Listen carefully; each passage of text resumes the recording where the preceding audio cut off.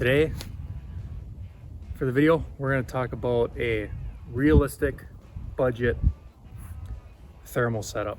So I'm from Minnesota, so I mainly hunt coyotes and fox.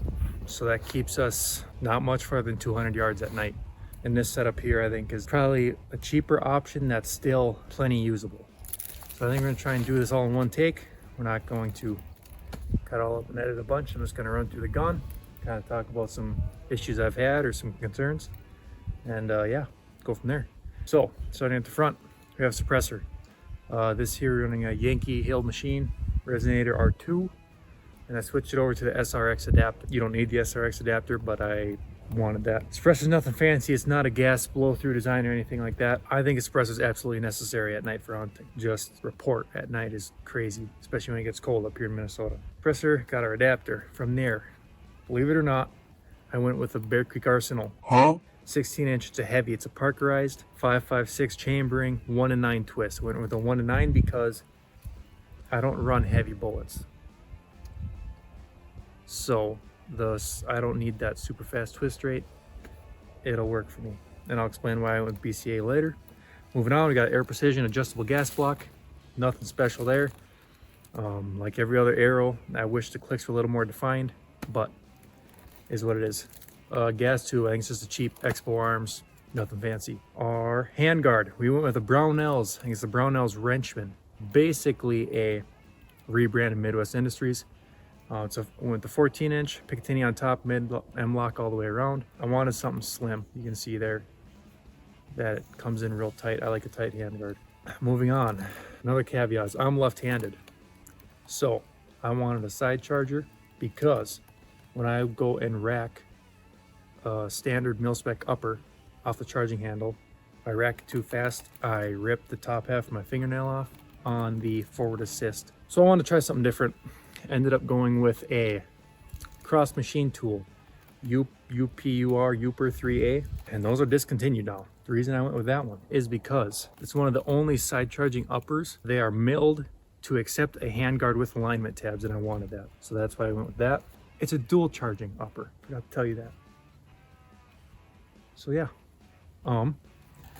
moving on from there, all into the back, our stock. This is a AmeriCorps Ace LTD. It's the ARFX fixed stock, and this is the rifle length version. So the rifle buffer, standard rifle length A2 spring. I was curious to see how a rifle length buffer system would work with a carbine length gas system. I haven't had any problems. Yeah. Moving on to the lower, we went just your standard Anderson lower. There's nothing fancy. It's just to get you into the game here. Mil-spec lower, nothing special. CMC lower parts kit, and then we switched to a CMC 2.5 pound flat trigger. You can get those from Palmetto. They go on sale for $100. I think they're an awesome trigger. 2.5 pounds. Brake is clean. Went on from there. We went with a B5. I think that was a Type 22, P22. Grip, it's a little more vertical. Got a little bit of stippling. I like that.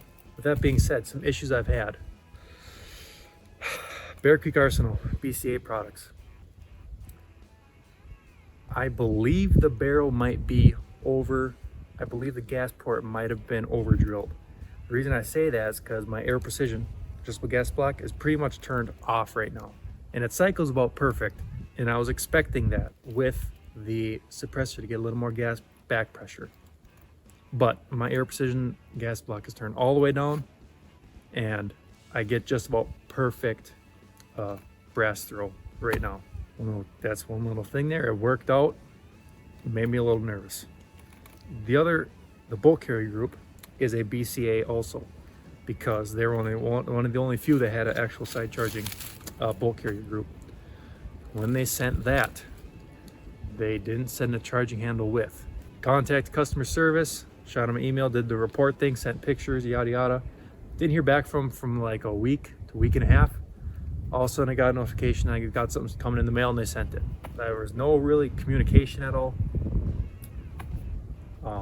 Everything, like, once again, everything worked out fine, but I thought that was a bit odd. moving on to the whole point of this, the thermal. I went with the AGM. This is the TS35-384. So it's a 35 mil objective, 384 pixel resolution sensor. With that being said, in the area I'm in and how I hunt, I don't think a 35 mil objective is necessary. I think I could have dropped down to the 25 and that'd have been just fine. However, making the jump from a 256 to a 384 resolution was a world of difference, and I believe that a 384 resolution is almost necessary to hunt around here, just so you can ID stuff with more clarity at distance. You can look up the specs on this. I'm not gonna list them all off here, but you can do internal batteries with your standard, I don't know, you can look it up and find it. But I decided to go with the external battery, and I went with a Sightmark. It's a mini QD quick detach, so that mounts to your Picatinny. Previously ran the full-sized one, and I liked them both. The full size was just too big and too heavy, so I went with the mini this time. This thing, you can go on multiple nights all night just fine, even in the Minnesota cold. And I really love that. It also has the dual ports in the back, so you can charge it while leaving it attached to the scope. Haven't had any issues there. Scope's got all the same stuff, one shot, zero, I don't know how many X magnification. You can hold multiple reticles and zero multiple rifles. Comes with the ADM, American Defense Manufacturing mount. Like them too, they claim you can pull it off your rifle and remount it and it'll hold zero.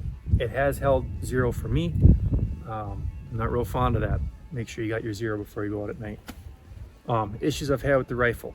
So I already told you about the barrel. I already told you about the bolt carrier group. CMC lower parts kit comes with this, I don't know if you want to call it, I think Magpul calls it the enhanced trigger guard. I had, as you can see here, I'll show a little bit, I had to file down a little bit on the trigger guard and on the lower receiver in order to get enough clearance to set that roll pin on the front. My understanding was mil spec is mil spec, so either CMC messed up or Anderson Manufacturing, or they just, them two brands just slightly collide a little bit. Could be quality control from both of them, having issues there. That was one issue I had. Another issue I had was my bolt catch paddle. It went loose on me. The spring inside the lower receiver that pushes on the bottom of the bolt catch got caught on the edge of the hole that it sits in, and that let the bolt catch go loose. I ended up having to pull the bolt catch and file and sand out that hole a little bit so the spring didn't catch in there. I don't know if that was from running the gun too hard. I don't know what that was from. Yeah, all in here, I'm about $4,500 in, just the rifle, optic suppressor, this part here. I think you could honestly get away even cheaper than that. If you drop down your 25 mil, which I think is your AGM TS25 by 384, that would save you a few $100s there.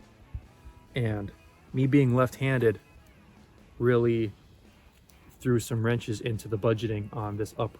So, and your suppressor choice too, that makes a big difference. Really, you could get in for well under 4 into this and be just fine. Obviously, you can spend however many hundreds of dollars you want on different barrels and triggers and bolt carriers and handguards and suppressors and all this different stuff. But obviously throw some footage up of the scope. I don't really care for that because the resolution you get after you edit a video and compress it and decompress it and all that and post it doesn't do the optic justice of what you actually see through the scope. So I'll put a little bit up, but I think if you really want to test optics, you got to go do it in person and look through them and judge from there.